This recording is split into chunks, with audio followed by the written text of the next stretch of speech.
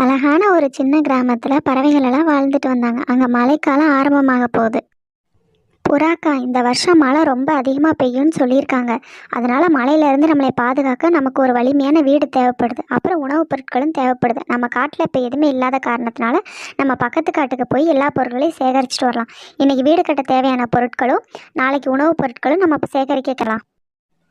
காஞ்சனா கட்டாவை தவிர எல்லா பறவைகளும் மரக்கட்டைகளை சேகரிக்க பக்கத்து காட்டுக்கு கிளம்பிட்டாங்க. வீடு கட்ட போகிறோன்ற சந்தோஷத்துல எல்லா பறவைகளும் பறந்துட்டு இருந்தாங்க. பறவைகள் எல்லாம் பக்கத்து காட்டுக்கு போய் அதுக்கு தேவையான மரக்கட்டைகள், குச்சிகள், செங்கல் எல்லாமே எடுத்துகிட்டு வராங்க. பறவைகள் எடுத்துகிட்டு வந்த பொருட்களை வச்சு அவங்களுக்கு தேவையான அழகான வலிமையான ஒரு வீட்டை கட்டுறாங்க. மறுநாள் பொழுது விடிஞ்சிருச்சு. பறவைங்க எல்லாம் பக்கத்து காட்டுக்கு உணவு தேட கிளம்பி போயிட்டு இருக்காங்க. காஞ்சனா, நம்மளும் போகலாம் காஞ்சனா. மழை அதிகமாக வந்தால் என்ன பண்ணுறது? நம்மளும் உணவு தேட போகலாம் காஞ்சனா. கட்டாஜி, இவ்வளோ வெயில் அடிக்குது, எப்படி ஜி மழை பெய்யும்? அவங்க தான் சொல்றாங்கன்னா நீங்க ஏன் அதை கேட்டுட்டு இருக்கீங்க?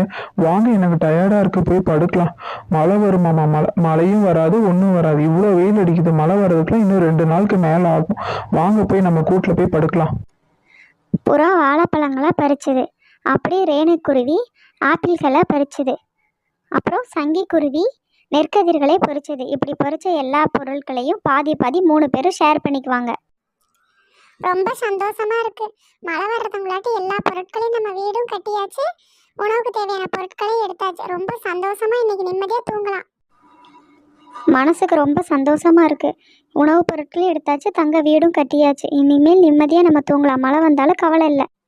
என் குழந்தை நினையாம இருக்க ஒரு வீடும் கட்டியாச்சு, உணவுப் பொருட்களையும் தேடியாச்சு. மழைக்காலத்தை எல்லா பறவைகளும் வீட்டுக்குள்ளே இருந்து சந்தோஷமாக கொண்டாடிட்டு இருந்தாங்க. மழையை ரசித்து பார்த்துட்டு உணவுகளை சாப்பிட்டுட்டு சந்தோஷமாக இருந்தாங்க. ஐயோ கட்டாஜி, என்னால முடியல, ரொம்ப குளிரா இருக்கு. குளிர்ல நான் இறந்து போயிருவேன் போல. என்னால ரொம்ப முடியல, ஏதாவது பண்ணுங்க கட்டாஜி. ஐயோ, ரொம்ப குளிருது, குளிர் தான்.